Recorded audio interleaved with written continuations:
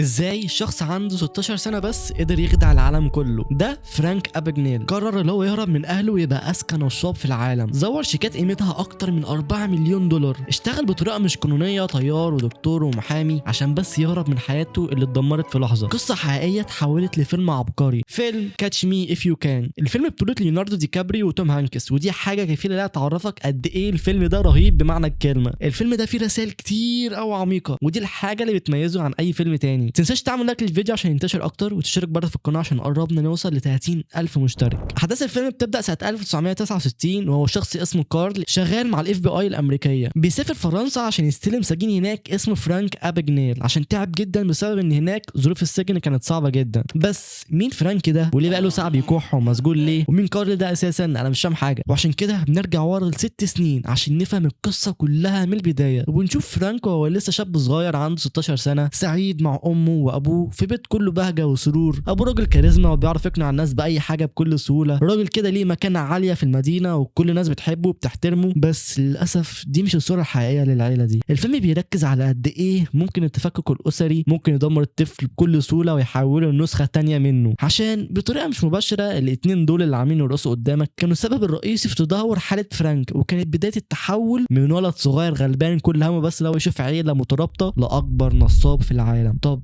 ازاي؟ ام فرانك هي ست فرنسيه تتكلم بطريقه هاديه وبريئه، اتعرف عليها الاب فرانك في فتره الحرب، حبها هناك وبعد الحرب رجع بيها لامريكا. بس اللي انت متعرفوش ان الام دي يعتبر اخطر شخصيه في الفيلم كله، ودي لانها بطريقه مش مباشره كانت السبب في كل المشاكل اللي هتحصل في الفيلم. وبالنسبه لجوزها ده بقى يعتبر مؤسس نادي الخداعين، عشان هو اللي علم فرانك اساسيات الخداع، زي مثلا اللي هو يتكلم بثقه عشان يقنع اللي قدامه بالكلام، او انه يمثل دور الضحيه. بنشوف الاب لما اول مره كان بيخدع فيها، لما بيطلع لابنه في يوم وبيصحيه من النوم، بيستعجله بيقول له قوم قوم يلا اصحى وجهز كده بدلتك السوداء عشان ورانا اجتماع مهم جدا. بس المشكله ان فرانك ما كانش عنده بدله سوداء وقتها، فراحوا لمحل بدل الصبح بدري عشان يشتروا البدله. بس المشكله ان المحل كان لسه قافل. صاحبه المحل طلعت بتقول لهم قدامنا لسه نص ساعه عشان نفتح، بس النص ساعه دي بالنسبه لهم كانت كتير جدا. هنا الاب بدا يشغل دماغه وقال لها انت اسمك ايه؟ قالت له دارسي. قال لها بصي يا دارسي انت اسمك جميل، بس احنا في مشكله كبيره جدا وفي ورطه، محتاجين بدله في اسرع وقت ممكن عشان حصلت لنا حاله وفاه وابويا مات. وبصوا قعد يالف حوار كبير جدا عشان بس توافق اللي هي تفتح المحل. بعد ما خلص موضوع التعبير بتاعه ده، الست في الاخر رفضت برضه اللي هي تفتح المحل. طب فرانك الاب يعمل ايه؟ يسكت؟ اكيد لا. طلع سلسله ذهب من ايديه وسالها بيقول لها هي السلسله دي بتاعتك؟ اصلا انا لقيتها واقعه على الناحيه الثانيه عند الرصيف. بصت كده وسكتت شويه ووافقت في الاخر اللي هي تفتح المحل. المشهد ده بيورينا قد ايه الاب عنده قدره رهيبه جدا على الاقناع، وانه شخص مخادع وممكن يضحك على الناس بسهوله. وخلي بالكم هنا ان ابنه كان واقف جنبه وكان شايف كل حاجه بعينه بتحصل عشان قدام هيبدا يقلده بالظبط. بس لو فرانك الاب نجح المره دي، فللاسف المره اللي بعدها فشل. راح بعدها للبنك عشان ياخد قرض، عشان الفتره دي ماديا كان بيشطب وكانت مرفوعه عليه قضايا كتير، فكان عاوز فلوس باي طريقه. خلى ابنه يسوق بالعربيه وينزل ويفتح له الباب اكنه حرفيا شغال خدام عنده، عشان بس يعني يبان قدام مدير البنك اللي هو شخص مهم جدا عشان يوافق له على القرض. وبنفهم هنا في الاخر ان البدله اللي كان لابسها فرانك ما كانتش عشان اجتماع ولا مناسبه، ده عشان فرانك الاب يحسن من صورته قدام مدير البنك ويبين له قد ايه اللي هو يقدر يسدد القرض ده. قعد بعدها ساعه يقنع الموظف يديله القرض ويقول له انا سمعتي كويسه وكل الناس عارفاني وكلام يعني من ده كتير، بس القرض اترفض في الاخر. وده عشان الموظف قال له انت للاسف تحت التحقيق في قضيه تهرب ضريبي، فللاسف مش هنعرف نديك القرض. وفجاه كل حاجه اسودت، العربيه اتباعت، البيت اتباع، وهنا الام بتعيط، ما كانش عاجبها الوضع اللي وصل ليه جوزها، وبسبب كده بتعمل ابشع تصرف ممكن تشوفه في حياتك كلها. الوضع حرفيا اتغير 180 درجه، وبدل ما كانوا عايشين مبسوطين في بيت واسع، راحوا البيت شكله قديم وكئيب وصغير. كل حاجه بدات تتفكك بالتدريج. وبعد ما القرض اترفض من البنك، ابوه قرر يفتح لابنه حساب في البنك من نفس البنك اللي اترفض منه، وده عشان يدخل ابنه عالم البنوك والفلوس من بدري، لان في نظر الاب دي كانت الطريقه الوحيده اللي الناس هتشوفك وتحترمك بيها. لا وكمان اداله دفتر شيكات يتصرف بيه زي ما هو عاوز. وللاسف الدفتر ده كان بدايه كوارث الفيلم كلها. امه بعدها بتوصل فرانك المدرسه وهي بتشرب سجاير، وحرفيا كل مشهد هتظهر فيه الست دي هتشرب فيه سجاير. وهنا السجاير ما كانتش حاجه عاديه، لا ده هنا المخرج حب يورينا ان شخصيه الست دي متفتحه زياده عن اللزوم. فرانك بيدخل المدرسه وهو متوتر ومش فاهم حاجه، بيقف عند بنته بيسالها على حاجه، بيجي واد ضخم من وراه يخبط فيه ويضحك عليه. هنا فرانك فضل واقف مكانه، ولا راح يتخانق معاه ولا عبر عن غضبه ولا عمل اي حاجه. بس ده مش معناه اللي هو يسكت. الحصه بدات ودخل الفصل، وبدل ما يروح يقعد زي باقي الطلاب راح ووقف عند السبوره وكتب مستر أباجنيل، وبدا يزعق للطلاب يعرف عن نفسه وبدا يكلمهم بغرور بغرور وبتكبر ويقول لهم قولوا لي بقى انتوا وقفتوا لحد فين اخر مره. محدش رد عليه فكرر نفس الجمله بزعيق تاني وعصبيه اكتر. الطلاب بدات تسمع الكلام فعلا وقعدوا مكانهم وسكتوا. وهنا فرانك بدا يسيطر على الوضع ويندمج في الدور اكتر واكتر. الولد بقى اللي زقه من شويه واتريق عليه راح له وقال له معلش بقى انت اسمك ايه؟ قال له براد. قال له طيب قوم بقى يا ابني ويقرا للطلاب بصوت عالي. قومه من مكانه وكان بيمسكه كده بطريقه اللي هو حرفيا اكنه فار مجاري وخلاه عبره للفصل كله. جت بعدها المدرسه الحقيقيه اللي هي المفروض اصلا في الاساس هي اللي تشرح للطلاب وكانت مستغربه وتقول له المفروض انا اللي اشرح مش انت ايه اللي جايبك هنا؟ فرانك قال لها معلش يعني بس انا اللي على طول بشرح للطلاب مش انت اكيد جايه مكان غلط. المدرسه اتعصبت ومشيت ودي كانت اول مره فرانك ينصب فيها على حد. هو ما نصبش في فلوس بس انتحال شخصيه المدرس خلاه يحس ان هو قوي وانه يقدر يتحكم في الناس كلها وخلاه كمان يفتح عينه عن قد ايه الكذب ممكن يخلي الناس كلها تحترمه. وده عشان الواد اللي زقه من شويه واتريق عليه ما عرفش وقتها يعمل له حاجه بس لما انتحل شخصيه المدرس كلمه باستهزاء والفصل كله ضحك عليه وحس وقتها لو خد حقه. مدير المدرسه بعدها قعد مع امه وابوه. وكالعاده هنا الام بتشرب سجاير. ركزوا بقى هنا على اللي هيحصل. المدير بيقول لهم ان الاسبوع اللي فات فرانك ابنكم كان عامل نفسه مدرس قدام الطلاب. هنا الام لما عرفت الخبر اتصدمت ما كانتش مصدقه ان فرانك عمل كده. بس لو بصيتوا جنبها هنلاقي ان الاب ما عملش اي رد فعل وكان قاعد ساكت وهادي وده اصلا عشان الاب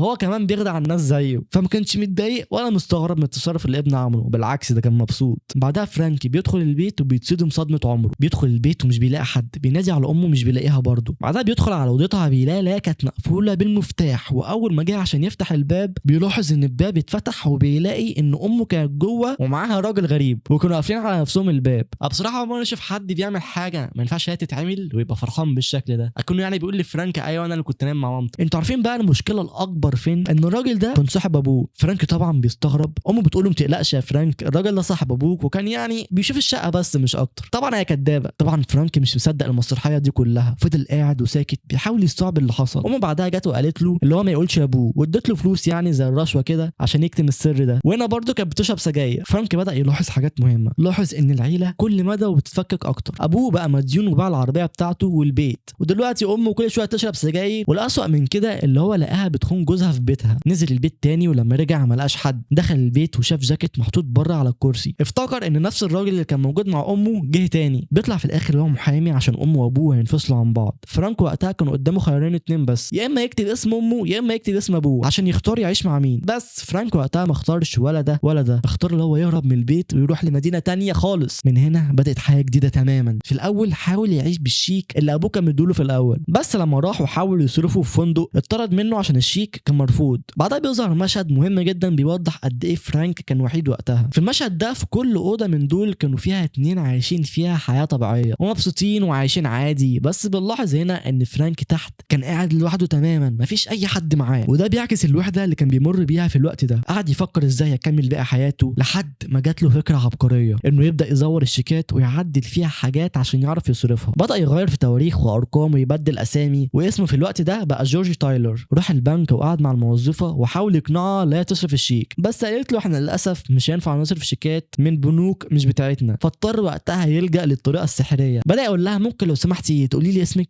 قالت له اشلي. قال لها طب بصي يا اشلي انا لقيت السلسله دي واقعه على الرصيف ولسه بيوطي عشان يجيبها. اتفاجئ براجل غريب قاعد مكانها. الراجل هنا بقى ما كانش طايقه وكان بيبص له بقرف عشان يعني فرانك وقتها كان يعتبر ولا حاجه اكنه نكره. قعد يحاول مره واثنين وثلاثه وكل مره كان بيحاول فيها بيترفض. طب وبعدين هقعد الف في البنوك كتير ومش عارف اصرف الشيكات طب اعيش ازاي؟ بيبص قدامه بيلاقي تاكسي بيقف وبينزل منه واحد لابس بدله طيران ومعاه بنات كتير حرفيا كتير. فضل يمشي وراه ويراقبه ويحاول يفهم هو ازاي الشخص ده جامد قوي كده وكل الناس بتحبه وبيتصوروا معاه. عارف ان دي احلى شغلانه ممكن يشتغلها في حياته كلها شهره وبنات وفلوس. هيعوز ايه تاني؟ فقرر يشتغل زيه. طب ازاي؟ اول حاجه عملها مثل اكنه طالب بيكتب مقال للمدرسه عن شركه طيران عشان يجمع معلومات عن المهنه دي اكتر. عرف يوصل لحد كبير في الشركه وبدا يجمع منه معلومات زي مثلا ايه الادوات اللي بيستخدمها الطيار والطيار بيقبض كام في السنه وحاجات يعني من دي كتير. ودلوقتي فرانك بقى جاهز عشان يبقى طيار بس كان ناقص حاجه ودي كانت اهم حاجه وهي بدله الطيران. اتصل بشركه الطيران وكالعاده خدعهم. قال لهم انا الطيار فرانك تايلر وعندي رحله والمفروض وديت البدله بتاعتي تتغسل بس شكلهم ضيعوها. قالوا له خلاص ما تقلقش احنا هنوديك دلوقتي للمكان اللي بيعمل لنا بدله الطيران الرسميه. وصل المكان ولبس البدله ودلوقتي كل حاجه بقت تمام. عارف كل المعلومات اللي هيحتاجها كطيار. عارف يلبس بدله طيران رسميه. دلوقتي بقى الوضع يختلف 180 درجه. في الاول كان بيواجه صعوبه جدا في انه يصرف الشيكات الشيكات المزوره، عشان وقتها كان يعتبر شخص مجهول اللي هو انت مين عشان نصرف لك الشيكات دي. بس دلوقتي بعد ما بقى طيار الناس كلها بقت تنجذب ليه وتحترمه، فالموضوع بالنسبه له بقى اسهل بكتير، عشان بكل بساطه محدش هيشك في طيار. الفتره دي اتعلم يزور باحترافيه اكتر واستغل وسامته عشان يقدر يخلي الموظفه في البنك هناك تقع في حبه وتعلمه اكتر ازاي الشيكات بتتعمل. خلاص الشيكات زادت، يعني الفلوس زادت وكل يوم بقى معاه فلوس اكتر، بس للاسف الدنيا بترجع تتعقد اكتر من الاول، وده لما الاف بي اي بتبدا تعرف بالموضوع. كارل المحقق بيبدا يجمع صحابه ويبدا يحكي لهم ان في شخص دلوقتي عمال يزور في شيكات، بداوا يخططوا ازاي هيقبضوا عليه. وفعلا بعدها كارل قدر يوصل لفرانك. كارل وصل للفندق اللي فرانك قاعد فيه، ودي كانت اول مواجهه حقيقيه بين المحقق وفرانك. بيدخل الاوضه وبيلاقي المكنه اللي بتطبع الشيكات موجوده وفي اكل على الارض وحاجات كتير تثبت ان فعلا كان في حد قاعد هنا. باب الحمام بيتفتح وفجاه فرانك بيطلع منه، بس مش خايف ولا قلقان، لا ده قدر يهرب من الموقف بكل ذكاء. بيتكلم مع كارل وبيقنعه اللي هو كمان بيدور على نفس المجرم اللي هو بيدور عليه. لا ومش كده وبس، قال له كمان اللي هو شغال في المخابرات السريه. كارل طبعا وقتها ما كانش مصدق، فطلب منه اي حاجه تثبت اللي هو كده فعلا، فاداله المحفظه بتاعته كلها بكل ثقه وقال له بص خد دور براحتك. الثقه دي قللت شك كارل في فرانك وخلته فعلا يقتنع اللي هو شغال في المخابرات السريه. لا وكمان شوفوا بقى ليفل البجاحه وصل لفين. بعدها فرانك اللي هو النصاب طلب من كارل اوراق تثبت اللي هو شغال في الاف بي اي، يعني المجرم بيطلب من الشرطي ورق يثبت فعلا اللي هو شرطي. فرانك قدر يهرب وكمان خد معاه الشيكات اللي مزورها والاله اللي بتطبع الشيكات دي. والمشكله ان كل ده حصل وكارل موجود. كارل وهو قاعد قرر فجاه اللي هو يفتح المحفظه، واول ما فتحها اتصدم صدمه عمره، لقى فيها ورق كوكاكولا وورق تاني كتير ملوش اي لازمه. فهم اللي هو مش شرطي ولا حاجه وانه فعلا كان اللي بيدور عليه طول الوقت، بس اتضحك عليه للاسف. بعدها في ليله الكريسماس بتحصل اهم مكالمه في الفيلم كله. فرانك قاعد لوحده وكارل برضه قاعد لوحده. فرانك بيتصل فجاه بكارل وبيكلمه بهدوء وبيعتذر له، بيقول له انا اسف ان انا ضحكت عليك اخر مره وهربت منك. فبيقول له بعدها انت ليه شغال في ليله الكريسماس لوحدك؟ عشان يعني المفروض ليله زي دي كل الناس بتبقى متجمعه مع عائلتها. وكارل هنا كان قاعد لوحده. كارل بيقول له لو اتطوع للشغل عشان زمايله اللي عندهم عائلات يقدروا يروحوا ويشوفوا العيله بتاعتهم. فكارل هنا بدا يلمح ان هو ما عندوش عيله وما عندوش حد يروح له في ليله الكريسماس. فرانك برضه نفس الكلام، وهو في بلد غريبه وهربان وبهويه مزيفه ما عندوش حد يكلمه غير المحقق. فالمحقق فهم ده وقال له انت مش بتتصل عشان تعتذر، انت بتتصل عشان انت وحيد وما عندكش حد تتصل بيه غيري. بس في الحقيقه مش فرانك بس اللي وحيد، ده كارل كمان وحيد زيه. بنفهم ان الاثنين دول شبه بعض، الاثنين هربانين من الوحده، بس كل واحد هربان بطريقته. ده بيهرب بانه يقعد ويشتغل طول اليوم، والتاني بيهرب بانه ينتحل شخصيه مش بتاعته وينصب على الناس. حتى لو لاحظتوا هتلاقوا ان الالوان بدايه من المشهد ده اتغيرت وما بقتش زي الاول، الالوان بقت مايله للزرقان، وده بيوضح البرود والوحده اللي فرانك وكارل عايشين فيه. كارل بعدها قدر يوصل لام فرانك عشان يحقق معاها. بنعرف هنا اللي هي اتجوزت الراجل اللي كان معاها في الشقه، المفروض كان بيشوف الشقه بس مش اكتر، ودلوقتي بقت قاعده في بيت فخم. وده ان دل على حاجه فما يدلش غير على حاجه واحده بس، اللي هي كانت بتدور على الماديات والفلوس، عشان اول ما جوزها الاولاني افلس وباع حاجته بدات تخونه مع حد اغنى، مع حد مستقر اكتر. المهم بعدها كارل طلب يشوف صوره لابنها، واول ما شاف الصوره افتكر ان ده نفس الشخص اللي شافه في الفندق اول مره. عرف وقتها اسمه الكامل الحقيقي وعرف سنه وجمع عنه معلومات كتير. كارل بدا يقرب من فرانك اكتر، ففرانك قرر يغير الوظيفه بتاعته ويختار حاجه طبيعيه واهدى، فقرر اللي هو يبقى دكتور في مستشفى باسم فرانك كونورز. دخل المستشفى وشاف ممرضه هناك اسمها بريندا، كانت بنت طيبه وغلبانه وهاديه. فرانك بدا يحبها، وده كان اكبر دليل ان خلاص نوعا ما فرانك بقى عاوز يستقر ويعيش حياه طبيعيه وهاديه. وبسرعه زي في الورق بتاعه وراح قدم على الشغل واتقبل وبقى مدير قسم الطوارئ. كارل لسه بيدور على فرانك فراح لابوه وحاول يجمع منه معلومات هو كمان، بس الاب رفض وحاول يحول عليه كالعاده. كارل كان هيمشي بس لاحظ حاجه مهمه جدا، لاحظ رسائل البريد اللي فرانك كان بيبعتها طول الوقت ده. مسك الجواب وشاف ظهر الجواب، عرف بالظبط العنوان اللي كان مبعوت منه الجواب ده. المحقق وصل لمكان الجواب فعلا، بس فرانك ما كانش موجود. بس كارل هنا لاحظ حاجه مهمه، لاحظ ورقه مكتوب عليها اسم فرانك الجديد لما بدا يشتغل دكتور في مستشفى. فكارل خلاص عارف مكانه فين. لما الاوضاع بدات تتوتر اكتر فرانك قرر يتقدم لبريندا ويتكلم مع اهلها عشان يتجوزها، بس المره دي مش عشان يخدع حد، ده عشان يرجع يكون عيله ويحس بنفس احساس زمان. خلاص هو بقى معاه فلوس كتير وحياته اتحسنت، بس الفلوس دي في الاساس كانت عشان ابوه، عشان يحاول يصلح العيله اللي اتفككت من زمان. حس ان هو فاقد الامل في العيله بتاعته، فقرر يتجوز البنت دي عشان يكون عيله جديده. ابو البنت دي كان محامي، ففرانك قال له ايه بقى؟ قال له انا اسمي فرانك وشغال طيار ودكتور ومحامي وبطلب ايد بنتك. طبعا الراجل استغرب وحس ان في حاجه مش منطقيه في الموضوع، ازاي طيار ودكتور ومحامي؟ اكيد في حاجه غلط. فخده على جنب وقال له بقول لك ايه، من غير لف ودوران كده، انت عاوز ايه بالظبط من بنتي؟ ايه اللي يخلي حد زيك يتجوزها؟ فرانك قال له بص بصراحه انا ولا دكتور ولا محامي ولا طيار، انا بس عاوز اتجوز بنتك عشان بحبها. بعدها بيتجمعوا كلهم مع بعض بيتفرجوا على التلفزيون، قاعده جنبه البنت اللي بيحبها بيحبها وحواليه عيله زي ما كان بيتمنى طول الوقت، بس برضه هتحسوه مش فرحان، وده لان كل ده اتبنى على كدبه، فما كانش مرتاح. حتى بعدها بيشوف الراجل والست دول جنب بعض بيغسلوا المواعين في المطبخ، وفرانك كان بيتفرج عليهم بالظبط زي ما كان بيتفرج على امه وابوه. بيروح بعدها يقابل ابوه عشان يعزمه على خطوبته، وبيقول له يعني اللي هو هيتجوز وكده وعامل كل حاجه عشان ارجعك لامي. بس للاسف اتفاجئ من اللي ابوه قاله. ابوه قال له هي دلوقتي اتجوزت خلاص وقاعده في بيت غالي ومستحيل ترجع تبص لي تاني. وقتها فرانك اتصدم صدمه عمره، سكت وابتسم كده ابتسامه خفيفه، بدا يلم الشنطه بتاعته ويقوم، وقال له خلاص انا هوقف كل اللي انا بعمله ده ومش هكمل. وده كان من اكتر المشاهد اللي بتورينا ان كل اللي كان بيعمله فرانك ده كان بس عشان يرجع عيلته زي الاول. بس خلاص لما عرف ان امه اتجوزت فقد الامل وقال لابوه انا مش هكمل وسابه ومشي. اتصل بعدها بكارل وقال له بص انا هوقف كل اللي انا بعمله ده، انا خلاص لقيت البنت اللي انا بحبها وهتجوزها ومش عاوز يحصل بيني وبينك اي مشاكل. المحقق طبعا رفض لان فرانك ساعتها كان سارق حوالي اكتر من 4 مليون دولار بسبب الشيكات المزيفه. بس المكالمه دي فرانك وقع بلسانه فيها وقال اللي هو هيخطب، فالمحقق عارف اللي هو هيخطب فقدر يوصل لمكان الخطوبه بدات فعلا. وفجاه فرانك بيتفاجئ بمين؟ بالمحقق. دخل بسرعه هو والبنت بتاعته الاوضه واعترف لها بكل حاجه. قال لها بصي انا مش دكتور ولا طيار ولا محامي، وحتى ده مش اسمي، انا واحد هربان من عيلته من وانا عندي 16 سنه، وقبل ما يهرب اتفق معاه لا يتقابلوا في المطار كمان يومين. المحقق بيدخل الاوضه بعد ما فرانك هرب، وبراندا للاسف اعترفت عليه وقالت لهم كل حاجه، قالت له على المكان اللي هيبقى موجود فيه. فرانك بعدها بيومين بيوصل المطار عشان ياخد براندا ويسافر. بينزل مع عربيه بيلاقي البنت بتاعته بتوصل فعلا، بس بيلاقيها خايفه متوتره. بيرجع يركب العربيه تاني عشان يحاول يفهم ايه اللي بيحصل بالظبط. بيلاقي ان في محققين كتير موجودين في كل مكان مستنيينه بس لو يظهر عشان يقبضوا عليه. فعشان فرانك يهرب عمل اذكى حاجه ممكن تتخيلها في حياتك كلها، راح الجامعه واختار 8 بنات عشان يشتغلوا معاه كمضيفين طيران. قرر يختار اوسم 8 بنات موجودين في المدينه. بص بقى الذكاء وصل لفين، اجر واحد يقعد في العربيه وهو لابس بدله طيران عشان يشتت الانتباه. فرانك بقى دخل المطار بال8 بنات بتوع دول وهو متنكر على هيئه طيار، وكان مستخبي وسطيهم وهو عارف ان كل الناس هتبص على البنات ومش هيركزوا على فرانك. الاف بي اي بتتفاجئ ان في شخص لابس بدله طيران وراكب عربيه قدام المطار. بيروحوا له باقصى سرعه وخلاص بقى يقبضوا على فرانك، وفجاه بيطلع واحد تاني. كالعاده فرانك بيهرب. كارل قرر ياخد الشيكات المتزوره دي ويروح لشخص خبير في الخامات اللي بيتصنع منها الشيكات. الراجل قال له ان خامات الشيكات دي نادره ومش موجوده في امريكا، موجوده بس في فرنسا. فكارل بقى وقتها بدا يربط المواضيع وافتكر ان ام واب فرانك اتقابلوا في فرنسا وحبوا بعض هناك. فهنا بقى فهم ان فرانك في فرنسا في المكان اللي امه وابوه اتعرفوا على بعض فيه. كارل بيروح وفعلا بيوصل للمصنع اللي بتصنع فيه الشيكات. بيلاقي فرانك حرفيا حالته متدمره وبقى شبه المجانين. فرانك بيتقبض عليه وبيتسلم للحكومه الفرنسيه. هنا بقى في حاجه محدش يعتبر خد باله منها، ان في مشهد القبض على فرانك في ضابط فرنسي يروح بنفسه وقبض عليه. بس الصدمه ان ده بقى فرانك اباجنيل الحقيقي. هو قال بنفسه اللي هو ما كانش حابب يعمل ظهور شرفي في الفيلم، بس فريق الانتاج كانوا مصممين ان هم يظهروه في الفيلم. قصوا شعره ولبسوه لبس الضباط الفرنسيين وخلوه يصور المشهد على طول. المشهد كان صغير جدا لدرجه ان انت ممكن ما تاخدش بالك اصلا، بس بصراحه كان من احلى المشاهد في الفيلم. وهنا بقى في حاجه مهمه جدا على عكس المتوقع. كارل اللي هو كان المفروض العدو بتاعه كان قلقان عليه وخايف عليه، بس انتوا فاكرين ان فرانك مش هيعرف يهرب؟ اكيد طبعا هيهرب.